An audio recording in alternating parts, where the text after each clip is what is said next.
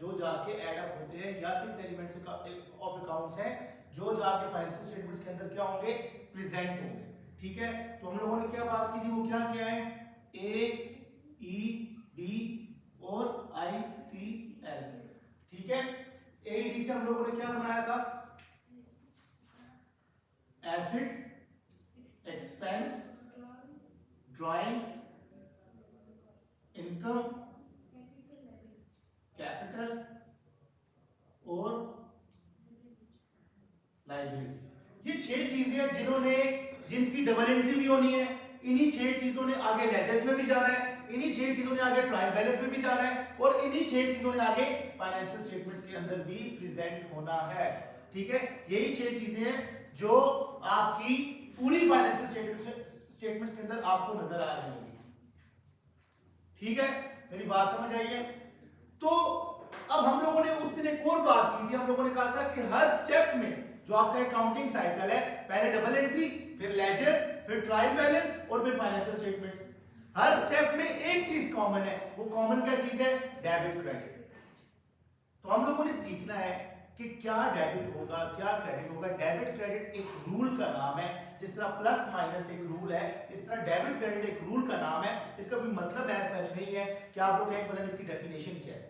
और ये वो क्रेडिट नहीं है जो हम लोगों ने उस दिन पढ़ा था, क्रेडिट सेल्स।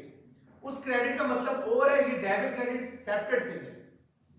ठीक है, तो ये चीजों को इस तरह लिखने का मकसद ये है कि आपके एईडी की जो नेचर है, एसेट, एक्सपेंस और ड्राइंग की जो नेचर है, वो क्या है, डेबिट है। और आईसीएल की नेचर क्या है, क्रेडिट। मतलब आपका एसेट क्या होगा, डेबिट होगा। अब एसेट में क्या क्या चीजें आती हैं, car, bank, cash, equipment, building, land, receivables, ये सारी की सारी चीजें क्या है, एसेट है। मतलब एसेट की नेचर क्या है, डेबिट। जब कभी भी आपको कोई चीज नजर आती है, लाइक एसेट नजर आता है, तो वो क्या होगा, डेबिट होगा। एक्सपेंस भी डेबिट होगा, ड्राइंग भी डेबिट होगा। क्या एसेट हमेशा डेबिट होगा? क्या इनकम हमेशा क्रेडिट होगी? क्या लायबिलिटी हमेशा क्रेडिट होगी? नहीं, जवाब है नहीं। यहां पे आपने सेकंड रूल अप्लाई करना है। पहला रूल क्या है, लुक फॉर द नेचर, कि इस चीज की नेचर क्या है। मतलब आपने जब भी डबल एंट्री करनी है, डेबिट क्रेडिट करना है, जब भी डबल एंट्री करनी है, डेबिट क्रेडिट करना है, तो आपने एक चीज पहले देखनी है कि we bought a chairs for $1000 cash. $1000 cash, we bought a chair for $1000 cash. Chairs हमारे लिए क्या है, इस बिल्डिंग के लिए चेयर्स हमारे लिए क्या है, एसेट। पहली चीज हमने देखना है, चेयर्स हमारे लिए क्या है, एसेट है। एसेट की नेचर क्या है, डेबिट। हमने कैश दे के चेयर्स ली, कैश हमारे लिए क्या है, एसेट। और एसेट की नेचर क्या है, डेबिट है। तो यहां पे एक कॉन्सेप्ट लॉन्च होता है, उस कॉन्सेप्ट को हम लोग कहते हैं डुअलिटी कॉन्सेप्ट। डुअलिटी कॉन्सेप्ट हमें क्या बताता है, डुअलिटी कॉन्सेप्ट हमें क्या कहता है, every debit has a credit, every credit has a debit, and debit should be equal to credit side. मतलब अगर कोई चीज डेबिट हो रही है तो लाजमी उसके अगेंस्ट किसी ना किसी चीज ने क्या होना है, क्रेडिट होना है। अगर कोई चीज क्रेडिट हो रही है तो लाजमी उसके अगेंस्ट किसी ना किसी चीज में क्या होना है, डेबिट होना है। और अगर डेबिट 1000 की अमाउंट से हो रही है तो क्रेडिट भी 1000 ही होना चाहिए।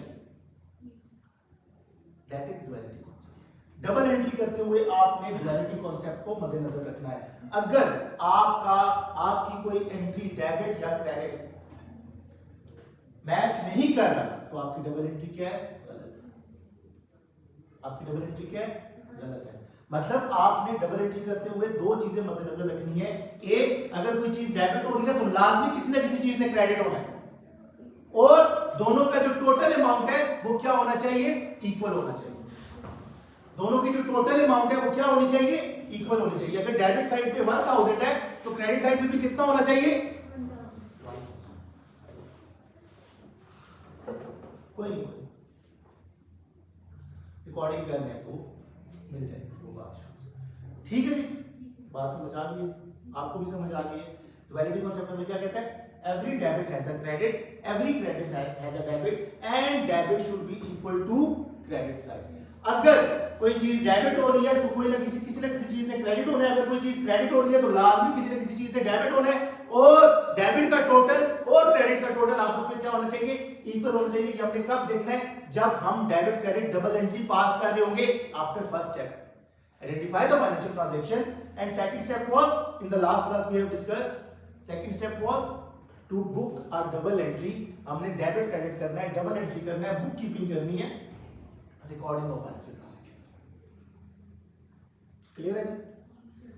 फिर हम लोगों ने कहा था कि ये 6 चीजें हैं जिन्होंने डेबिट क्रेडिट होना है, इन्हीं 6 चीजों ने लेजर्स में जाना है और इन्हीं 6 चीजों ने ट्रायल बैलेंस के अंदर जाना है।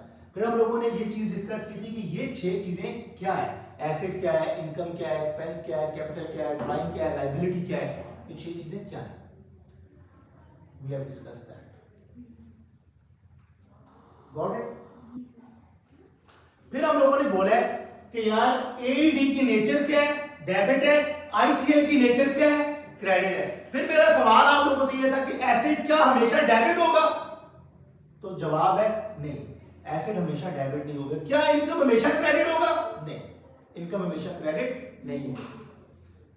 तो हम लोगों ने कहा कि हम लोगों ने we bought a chairs for $1000 cash, मतलब हमने कैश पे किया और चेयर्स ले ली। तो चेयर्स हमारे लिए क्या है, पहले आइडेंटिफाई करना है कि वो चीज हमारे इन 6 एलिमेंट्स में से क्या है। Step 1, identify that thing fall in which element, किस एलिमेंट में वो चीज फॉल कर रही है। तो चेयर्स फॉल्स कर रही है किसके अंदर, एसेट से। चेयर फॉल कर रही है किसके अंदर, एसेट के अंदर। कैश किसके अंदर फॉल कर रहा है, एसेट्स के अंदर। अब हमने एक एसेट दे के दूसरा एसेट क्या कर लिया, ले लिया। एक एसेट लेके दूसरा एसेट क्या कर लिया, ले लिया। अब यहां पे एक इंडियन रूल है, अक्सर मैं मूवीज के अंदर देखता हूं, वो बोल रहे होते हैं, और उससे मैं एक वीडियो भी देख रहा था, वीडियो के अंदर भी ना टीचर पढ़ा रहा था, वो कह रहा है what comes in debit what goes out credit. Wrong, that is absolutely wrong. Income भी तो हमारे पास आ रही है ना, तो इनकम क्यों क्रेडिट हो रही है, इनकम हमारे पास आ रही है ना। अगर वो ये वाला रूल हो कि यार What comes in debit, what goes out credit, income भी तो हमारे पास आ रही है, इनकम हम अर्न कर रहे हैं, तो वो क्रेडिट क्यों हो रही है, उसकी नेचर क्रेडिट क्यों है।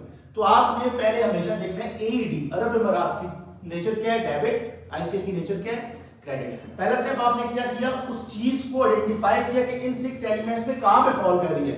एंड सेकंड स्टेप आपने क्या करना है, सेकंड स्टेप आपने ये देखना है कि आपका वो एलिमेंट इंक्रीज हो रहा है या डिक्रीज हो रहा है। ठीक है, अगला स्टेप क्या है, एडी का इंक्रीज होना डेबिट, एडी का कम होना क्रेडिट हो जाएगा।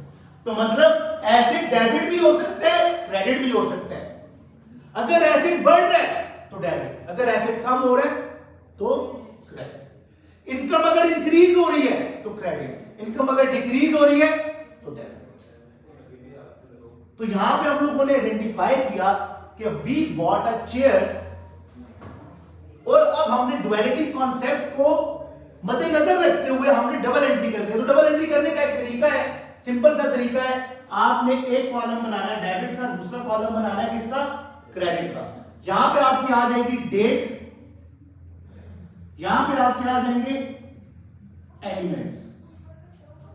ठीक है, अब डेट फॉर एग्जांपल कोई भी है, आज की डेट है, आज का डेट है 7 नवंबर। ठीक है, 7 नवंबर की डेट है। अब हमने एक डबल एंट्री पास करनी है, उस चीज को रिकॉर्ड करना है। We have identified the financial transaction, हम लोगों ने फाइनेंशियल ट्रांजैक्शन क्या कर ली, आइडेंटिफाई कर ली।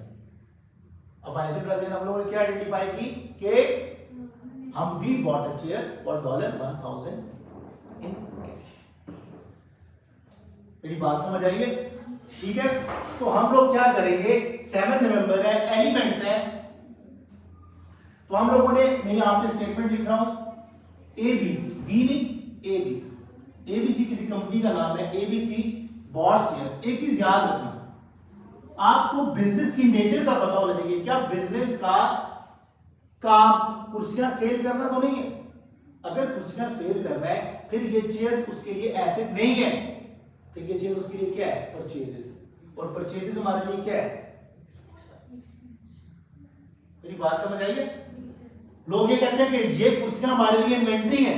इन्वेंट्री मैं आपको बताऊंगा कि कब इन्वेंट्री है। यस, इन्वेंट्री बनती है ये कुर्सियां, बट कब बनेगी मैं आपको बताऊंगा। आपने जिस दिन वो आपने चेयर्स लिया उस दिन आप उसको अपना एक्सपेंस रिकॉर्ड करोगे। हम लोगों ने क्या बोला था? दो कॉन्सेप्ट है, accrual concept, matching concept. Accrual concept, जो ट्रांजैक्शन जब अकर होती है, don't wait for cash to be paid और रिसीव। आप उस ट्रांजैक्शन को उसी वक्त रिकॉर्ड कर लो। जब कैश पे नहीं कर रहे तो अकाउंट्स पेएबल, जब कैश रिसीव नहीं कर रहे तो अकाउंट रिसीवेबल। मेरी बात समझ आई? अच्छा, तो ABC bought chairs for $1,000 in cash. Cash में उसने $1,000 में चीजें चेयर्स खरीदी। तो हमने पहले इसमें से मटेरियल चीजें आइडेंटिफाई करनी है। इस स्टेटमेंट से आप लोगों ने मटेरियल चीजें आइडेंटिफाई करनी है। किस चीज का लेन देन हो रहा है, क्या चीज आ रही है, क्या चीज जा रही है। मतलब यहां पे एबीसी बॉट मेरे लिए मैटर नहीं करता एलिमेंट्स के लिहाज से। यस, वर्ड मैटर करता है, बॉट, बाय, सेल मैटर करता है मेरे लिए। मुझे पता चलेगा कि क्या हमने किया। तो यहाँ पे अंग्रेजी की क्लास तो हो नहीं रही कि मैं आपको यहाँ पे अंग्रेजी के वर्ब्स और एडजेक्टिव्स बताता रहूं, ठीक है। तो एबीसी बॉट चेयर्स, हम लोगों ने चेयर्स खरीदी, एक ये एलिमेंट है, और हमने किस तरह खरीदी? कैश देके। तो दो एलिमेंट्स हैं जिन्होंने डेबिट या क्रेडिट होना है। अब चेयर्स किसके अंदर फॉल कर रही है? एसेट के अंदर। कैश किसके अंदर फॉल कर रहा है? दोनों चीजें एसेट है, और कोई एलिमेंट भी यहां पे शामिल नहीं है। नाउ हम डुअलिटी कॉन्सेप्ट को लागू करेंगे इसके अंदर। डुअलिटी कॉन्सेप्ट क्या कहता है? If there is a debit there should be a credit as well, if there is a credit there should be a debit as well. मेरी बात समझ आई? तो यहां पे एक एलिमेंट क्या है? चेयर्स। चेयर्स, डेस्क, हम लोग ना हर चीज की एक ग्रुप्स बनाते हैं। अब हर चीज को हम एसेट भी लिखेंगे। एसेट में कार भी आती है, लैंड भी आती है, बिल्डिंग भी आती है, प्रॉपर्टी भी आती है, फलाम भी आता है, ढिमकाम भी आता है, बहुत कुछ आता है। तो फॉर एग्जांपल हम लोग chairs, desk, dais, fans, wires, tubelights, AC, इन सब के लिए एक ही ग्रुप बना रहे हैं। उस ग्रुप का नाम क्या है? इक्विपमेंट। उस ग्रुप का नाम क्या है? इक्विपमेंट्स, ठीक है। तो मतलब चेयर्स हमारे किस में आती है? इक्विपमेंट्स के अंदर आती है। जिस तरह मैं कहूं कि अजान है, लाइबा है, मतलब अजान है, अजान के लिए अब मैं कहूं जी अजान, शमशेर, फलाना, ढिमकाना, ये वो, इस तरह तो पूरी लंबी लिस्ट बन जाएगी। तो अजान के लिए मैंने एक ग्रुप बना लिया, यंग बॉयज। फिर मैंने, देखो बॉयज है ना, मेन ग्रुप बॉयज है, एसिड है। अब एसिड के अंदर में सब ग्रुप्स बना रहा हूं, young boys, over 18 boys, mens, ठीक है। फिर ओल्ड मेंस, सब कुछ एसिड्स के अंदर ही आ रहा है ना। तो इसी तरह एसिड्स में मैंने क्या किया, मतलब सब कुछ मेल के अंदर ही आ रहा है, मेल कंटेंट के अंदर ही आ रहा है ना, मेल के अंदर ही सब कुछ आ रहा है ना ये। फिर इसी तरह गर्ल्स के अंदर मैं बात करूं, विमेन के अंदर, फीमेल के अंदर बात करूं, फीमेल के अंदर मैं कहूंगा जी गर्ल्स हैं, यंग गर्ल्स हैं, फिर ये है, फिर ये, मैंने सब ग्रुपिंग कर दी। इस तरह एसिड्स में भी आप सब ग्रुपिंग कर रहे हो। ये आपके इक्विपमेंट्स हैं, ये आपकी लैंड एंड बिल्डिंग्स है। अब लैंड एंड बिल्डिंग में आपकी I8 वाली लैंड है, आपकी जो है ना G8 वाली लैंड है, F8 वाली लैंड है, लाजमी है सेपरेट करो, क्योंकि वो फिर आपकी बैलेंस शीट बहुत लंबी बन जाएगी, आपका प्रॉफिट एंड लॉस, आपके फाइनेंशियल स्टेटमेंट्स बहुत लंबी बन जाएंगी। तो you have to be doing those things in groups. आप वो चीजें एसेट रजिस्टर में जाके सेपरेटली कर रहे होंगे, बैलेंस शीट के अंदर आप सेम ग्रुप के अंदर उनको डाल रहे होंगे। वो हम बात करेंगे F2 के अंदर एसेट रजिस्टर क्या होता है, F2 नेक्स्ट सब्जेक्ट है। तो हम यहां पे चेयर्स को कर देते हैं क्या, इक्विपमेंट। अब इक्विपमेंट्स हमारे लिए क्या है जी, एसेट है। अब डेबिट या क्रेडिट हमने अमाउंट को करना है, डेबिट या क्रेडिट किसको करना है, अमाउंट को। इक्विपमेंट हमने कितने में खरीदा, $1,000। तो $1,000 डेबिट होना चाहिए, क्रेडिट, ये वाला इक्विपमेंट वाला एसेट आपका क्या हो रहा है, इंक्रीज हो रहा है, एसेट इंक्रीज हो रहा है, एसेट का इंक्रीज होना डेबिट और एसेट का डिक्रीज होना। तो आपने कैश देके इक्विपमेंट खरीदा, आपके बिजनेस एबीसी के इक्विपमेंट्स इंक्रीज हो रहे हैं, इक्विपमेंट्स का इंक्रीज होना मतलब एसेट का इंक्रीज होना, और एसेट का इंक्रीज होना किस अमाउंट से, डॉलर, मैं डॉलर के ऊपर ही डाल रहा हूं 1000। नाउ क्या है कि डबल एंट्री ठीक है, नहीं, गलत। क्यों? क्योंकि every debit has a credit, every credit has a debit and debit should be equal to credit side। Debit side में 1000 आ रहा है तो क्रेडिट साइड में भी 1000 आना चाहिए, और लाजमी किसी ना किसी चीज को क्रेडिट होना चाहिए, अदरवाइज आपकी डबल एंट्री ठीक नहीं होगी। तो क्रेडिट क्या होगा, दूसरा एलिमेंट क्या है, कैश। कैश हमारा क्या है, एसेट। एसेट, कैश दिया, एसेट बढ़ रहा है डिक्रीज हो रहा है, डिक्रीज हो, एसेट डिक्रीज, हमने कैश दिया, कैश देके शेयर्स ली तो कैश हमारा डिक्रीज हो रहा है, बिजनेस का कैश डिक्रीज हो रहा है और एसेट डिक्रीज हो रहा है, एसेट का डिक्रीज होना। तो यहां पे कौन सा एसेट है जी, कैश, और कैश मेरा डिक्रीज हो रहा है, कैश को क्या होना चाहिए, क्रेडिट होना चाहिए, किस अमाउंट से होना चाहिए। तो ये हमारी डबल एंट्री थी जो आप लोगों ने एक स्टेटमेंट को डबल एंट्री पास करके देखा, ये इस एक डेट की, ठीक है। अब इस तरह कोई अगली ट्रांजैक्शन होगी वो उस डेट की अगली ट्रांजैक्शन, इस तरह ये डबल एंट्रियां पास होती जाएंगी, और फिर ये डबल एंट्रियां आगे कहां पे जाएंगी, लेजर्स के अंदर, फिर लेजर्स के अंदर ये जाके कहां पे जाएंगी, ट्रायल बैलेंस में। और ये सारा काम हम लोग करेंगे एक एग्जांपल के थ्रू, आप सब लोग मुझे मैसेज करेंगे, ठीक है। मैं आज आप लोगों को वो क्या करूंगा, एग्जांपल भेजूंगा, ठीक है। इस तरह स्टेटमेंट होंगी, स्टेटमेंट्स होंगी, फाइनेंशियल ट्रांजैक्शंस होंगी, उन फाइनेंशियल ट्रांजैक्शंस का आपने ये काम करना है, ये वाला काम, डबल एंट्री करनी है, बस इससे आगे कुछ नहीं करना। उन सारी ट्रांजैक्शंस की आपने क्या करनी है, डबल एंट्री करनी है, और जब आप डबल एंट्री कर लेंगे उसमें से जो भी गलत आपने की हुई होगी वो हम क्लास में सीखेंगे, फिर उनको ठीक करके फिर हम उससे अगला स्टेप करेंगे लेजर्स में। जब हम ये सारे स्टेप्स कर लेंगे तो हमारे 5 चैप्टर्स हो जाएंगे through one example, through just one example we will be doing our 5 chapters. मेरी बात क्लियर है यहां तक? अब एक आखिरी बात इसमें रहती है, ये थी डबल एंट्री, नॉर्मल एंट्री। अब आ जाओ कंपाउंड एंट्री के ऊपर। कंपाउंड एंट्री क्या है, कंपाउंड एंट्री क्या है कि डेबिट एक चीज हो रही है तो क्रेडिट दो चीजें हो रही है, मतलब दो चीजें क्रेडिट होकर डेबिट साइड का एक अमाउंट बना रही है, मतलब डेबिट साइड पे $1000 आ रहा है तो क्रेडिट साइड पे एक अमाउंट आ रही है $700 की, और एक अमाउंट आ रही है किसकी, $300 की। तब जाके डेबिट और क्रेडिट क्या हो रहा है, इक्वल। तो लाजमी नहीं है कि टोटल एक, मतलब अगर एक डेबिट हो रहा है तो लाजमी सिर्फ एक ही क्रेडिट होना चाहिए, 3 क्रेडिट्स भी हो सकते हैं, 4 क्रेडिट्स भी हो सकते हैं, बट उन 4 का टोटल डेबिट के टोटल के इक्वल होना चाहिए। एक एग्जांपल कर लेते हैं, क्या है, एक एग्जांपल देख लेते हैं, सोचने दो मुझे। जो एग्जांपल मैं आप लोगों को दूंगा, एक चीज और याद रखना, जो एग्जांपल मैं आप लोगों को दूंगा, ठीक है, जो एग्जांपल मैं आप लोगों को दूंगा, एक चीज याद रखना कि वो सारी ट्रांजैक्शंस एक दूसरे के साथ लिंक्ड है। मतलब आपने ये देखना है, अच्छा 6 दिन पहले मैंने ये काम किया है, अब 7 दिन पहले, 7 दिन बाद जब ये काम किया, तो मतलब ये ट्रांजैक्शन इसके साथ लिंक तो नहीं कर रही। मैंने गाड़ी खरीदी, उसके पैसे नहीं दिए, आज मैंने गाड़ी के पैसे दे दिए, नई गाड़ी को नहीं खरीदी ना, ठीक है। तो ये चीज आपने मद्देनजर रखनी है। और एक और बात मद्देनजर रखनी है कि अगर आप कोई चीज क्रेडिट पे परचेज कर रहे हैं, अगर वो चीजें गुड्स हैं तो फिर अकाउंट्स पेएबल है, और अगर वो गुड्स नहीं है, कोई और चीज है, गाड़ी आपने क्रेडिट के ऊपर खरीदी है, तो वो आपका एसेट है, उसके लिए आप अकाउंट्स पेएबल यूज नहीं करोगे। मैंने क्या बोला था, सिर्फ क्रेडिट परचेजेस के लिए आप अकाउंट्स पेएबल यूज करोगे, उसके लिए आप लायबिलिटी ही यूज करोगे, बट उसका नाम कुछ और होगा, अदर लायबिलिटी, कार पेएबल के नाम से यूज कर लो, ठीक है, अदर पेएबल्स के नाम से यूज कर लो। ट्रेड पेएबल्स आपके उसके लिए हैं, क्रेडिट परचेजेस के लिए। Trade payables are called accounts payable. Trade का मतलब क्या है कि जिसकी वजह से मेरी ट्रेडिंग बढ़ रही है, कैश का इन आउट हो रहा है। मेरी बात समझ आई है?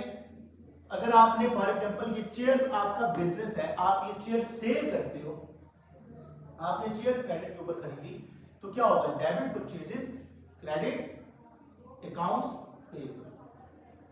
लेकिन अगर आपने गाड़ी खरीदी है तो क्या होगा? डेबिट कार, कार क्योंकि एसिड है, एसिड का बढ़ना डेबिट, डेबिट कार और क्रेडिट। आप अकाउंट्स पेएबल नहीं करोगे, आप कहोगे कार पेएबल, क्योंकि अकाउंट्स पेएबल को हम लोगों ने सिर्फ मुख्तस किया हुआ है किसके लिए? क्रेडिट परचेजेस के लिए। और अकाउंट रिसीवेबल को हम लोगों ने किसके लिए मुख्तस किया हुआ है? सिर्फ और सिर्फ क्रेडिट सेल्स के लिए। उसके अलावा अगर आप कोई क्रेडिट में चीज दे रहे हो उसको आप अदर रिसीवेबल बना लो, बट अकाउंट रिसीवेबल समझ आइए? है वो एसेट रिसीवेबल ही है, बट अकाउंट रिसीवेबल को हम लोगों ने मुख्तस किया हुआ है क्रेडिट सेल्स के लिए, अकाउंट्स पेएबल को मुख्तस किया हुआ है क्रेडिट परचेजेस के लिए। जब हम बुक ऑफ प्राइम एंट्रीज को देखेंगे वहां से भी आपको चीजें क्लियर हो जाएंगी, ठीक है? बट ये चीज आपने याद रखनी है, मद्देनजर रखनी है। कंपाउंड एंट्री में सोचता हूं कोई कंपाउंड एंट्री क्या है?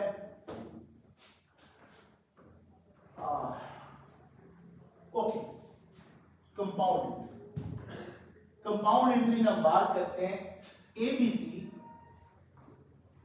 बाइज अ कार, कार खरीदी उसने, ठीक है, for $3000 cash and $2000 as credit. मतलब 5000 की टोटल उसने गाड़ी खरीदी, 3000 उसने कैश दे दिया और 2000 उसने क्रेडिट किया, मतलब 2000 उसने उधार किया, 2000 उसने पैसा पे नहीं किया। तो डबल एंट्री क्या होगी? फॉर एग्जांपल कोई भी डेट है, 1 नवंबर,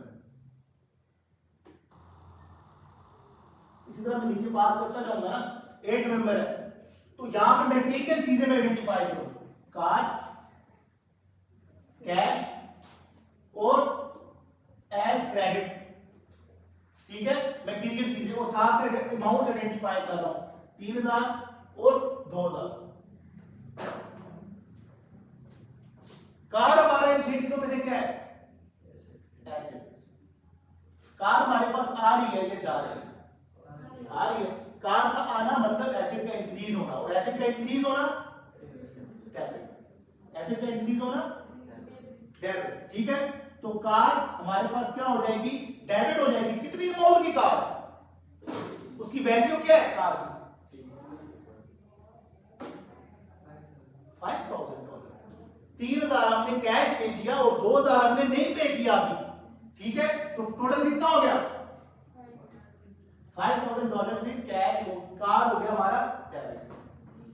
अब हमने कैश दिया, कैश हमारे लिए क्या है?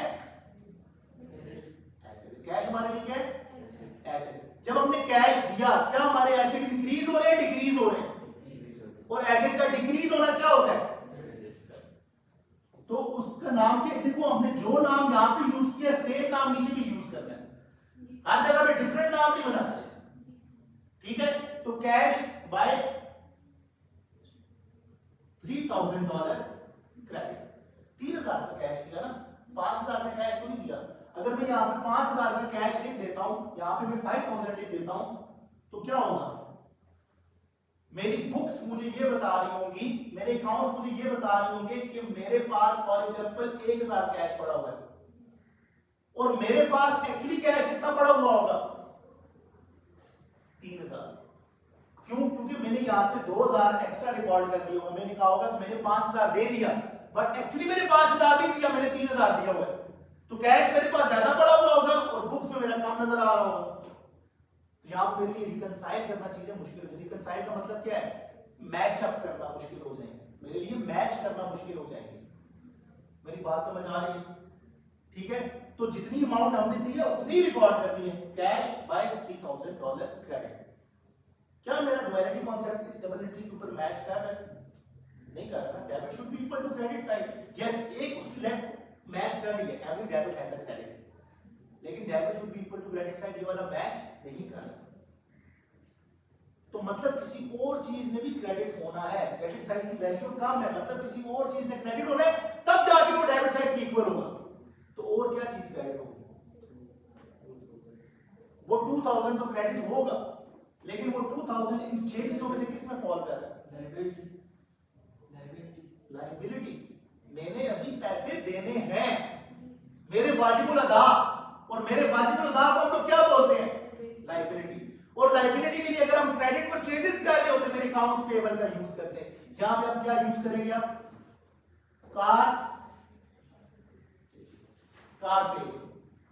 Car payable by which amount?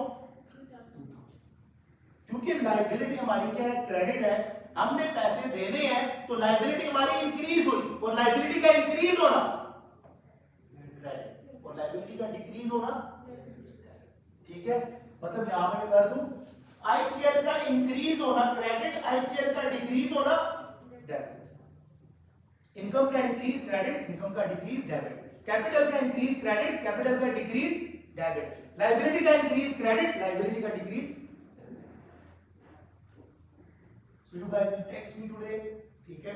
और मैं आपको एग्जांपल भेजूंगा, और उस एग्जांपल को देखते हुए आपने, मतलब इन चीजों को देखते हुए आपने उस एग्जांपल की ये डबल एंट्रियां करनी है। उस एग्जांपल से ये डबल एंट्रियां करनी है। हमने कंपाउंड एंट्री भी देख ली है, हम लोगों ने ये भी देख ली है। Now I want to check you, मैं आपको देखना चाहता हूं, गलत करते हो ठीक करते हो, करो, खैर करना, और जहां पे समझना है मैसेज करके सवाल पूछ लो, ठीक है? मसला आपको कहां पे होगा? नाम रखने में। आई नो यू, आपको ये मसला होगा कि यार नाम क्या रखें हम इसका,